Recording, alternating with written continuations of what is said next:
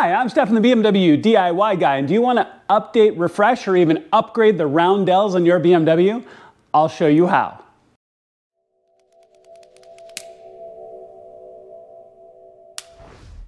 All right, y'all, so let's talk about this really quickly and reasons why you're going to want to do this in your car too. First of all, it's a very quick change, and if your roundel or that round badge, especially on the nose of your car, is getting a little bit older, maybe it's sun faded depending on where you live, maybe it's taking rock chips, but either way, it doesn't look as good as you want it to do on your car, or you want to do an upgrade.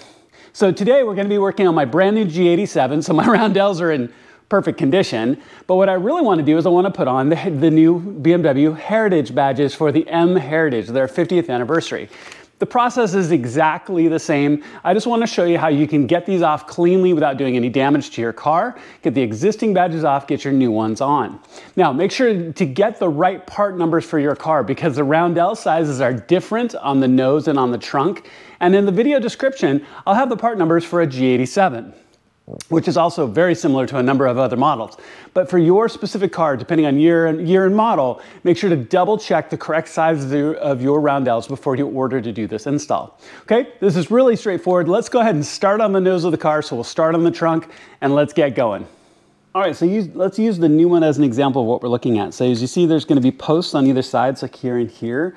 And then there's a layer of adhesive all the way around. So what we're going to want to do is cut that adhesive away. Now there's a couple of different ways you can do it, but the key here is not damaging your car.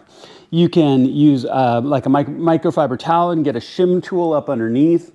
Don't use metal tools. You don't want to mess up your paint. In addition, you can potentially use fishing line to get underneath and start to cut at that adhesive, right? If you have strong enough fishing line. So you just get it up underneath the edge of the badge and just start to work and cut that adhesive away. Now, the fishing line I have isn't very strong, so it's probably not going to be perfect in this case. But as you can see, see it's starting to cut through because now the line is about here underneath. So you just kind of work at it, work at it, work at it. The other thing you can do is once you start to get a little bit of a gap, let me set this aside for a minute. Once you start to get a bit of a gap, get underneath it and potentially get underneath it with a trim tool. Just like that. So now my trim tool is actually underneath the badge. When I pry this, I want to be very, very careful though, because I really do not want to scratch my paint.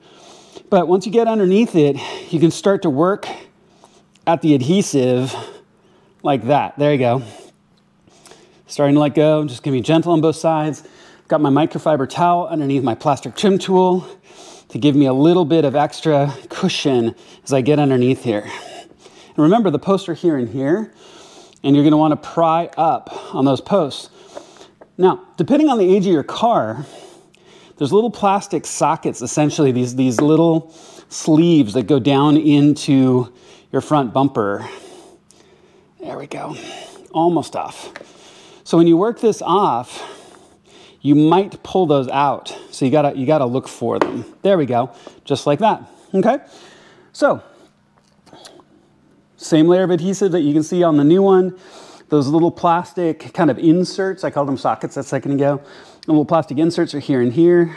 If they come out, if they're damaged, you can always get new ones if you need be. But if you're really careful when they come out, it should come out really cleanly, okay? Just like that. Clean up around it. This is your chance to get any dirt or anything underneath. This may be a one take on this video. I don't normally have a single take on this, guys.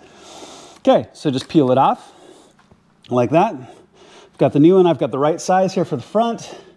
Gonna line up the holes on one side, line up the holes on the other, make sure it's in the right orientation, and then just push right down into place. Just like that. Now, in this Heritage badge case, I really like it because it's got the additional red for the red of the car, which is great, but then just make sure to press on it so that double-sided adhesive sticks down really nicely. And let's go ahead and jump back to the trunk. It's going to be the same process.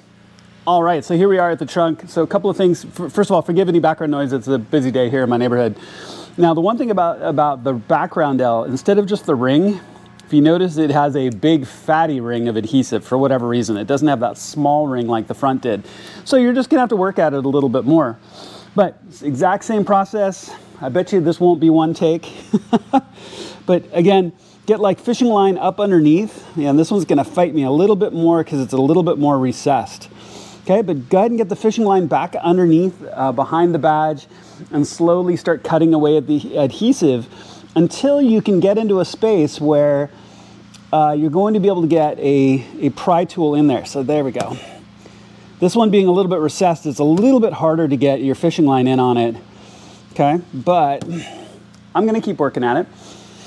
So again, don't use metal tools. Don't ever use metal tools. Number one, you can get your roundels off intact in case you wanted to sell them or hang on to them in case you wanted to switch back later. But then in addition, you don't want to damage your paint as well. So always use like a plastic trim tool. Use microfiber towels, get in between so you don't scratch up anything. I'm gonna work on this one a little bit. It's gonna take a little bit more. No single take on this one. To actually get the fishing line back here, back behind. It's definitely fighting me a little bit, but it'll work once I can get it kind of down and around. You can see as I'm kind of feeding it around the roundel.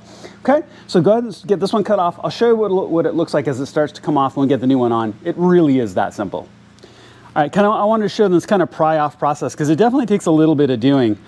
So I have two plastic trim tools. I've got a little narrow one jammed in here right now. I covered it in with my microfiber rag so I could at least get under the very bottom edge here. Now the other thing is I came at it from the bottom. I really don't think I've scraped anything, but just in case, I want it in a place where I'm least likely going to see it. So I was able to get the very tip of this underneath. Once I could get that underneath, I could get my larger pry tool up and under, and then, as you can see, start to gently pull away. And there's so much adhesive on this little roundel that it really wants to fight you. Now, again, you have posts on the outer corners here and here. So you're gonna want to pry away from those posts. The other thing you don't wanna do is snap off one of the plastic posts inside. So don't just get one edge and then start yarding up on it, right? I wanna get on this side as well so I can pry out of that little post hole right there. Let's see how we did. This is my first take, at least getting it off. Let's see how we did. Yeah. So it came off really cleanly. Obviously left a bunch of adhesive behind, but my little post holes here, which are good. Sorry for the background noise here, guys. Sorry, quick cut there because of all the background noise. Obviously my post holes are still good. One of them had come out just a little bit, so I pushed it back into place.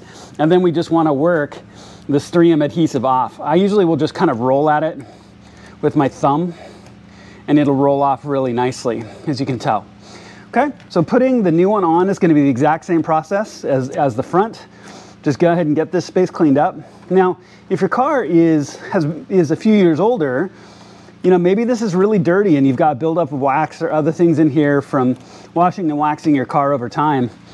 This is a great opportunity to go ahead and clean that up. So clean up all this space really, really nicely. Okay, I don't want any metal residue left behind. New one is really simple, just like the previous one. Peel off the backing, line up the holes just like that, and then just bang, press back into place, just like that. Easy, easy. All right, so as you can tell, this is not a hard project at all.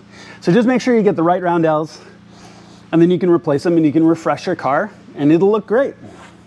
All right, y'all, all done, so go ahead and clean up and put your tools away. And you can tell this is not a hard project. It only takes a few simple tools and about 10 minutes if it goes really well. So, you know, if you have a beat up or fitted roundel, there's no reason why you can't do this and really refresh the look of your car. Or you might do an upgrade like I did in this case. And it can make a huge visual difference with your car. Thank you so much for watching. I really appreciate it. Please make sure to click like and subscribe. It makes a genuine difference to my channel, and I would really appreciate it. And if you're interested in G87 content, there's a ton coming, let me tell you.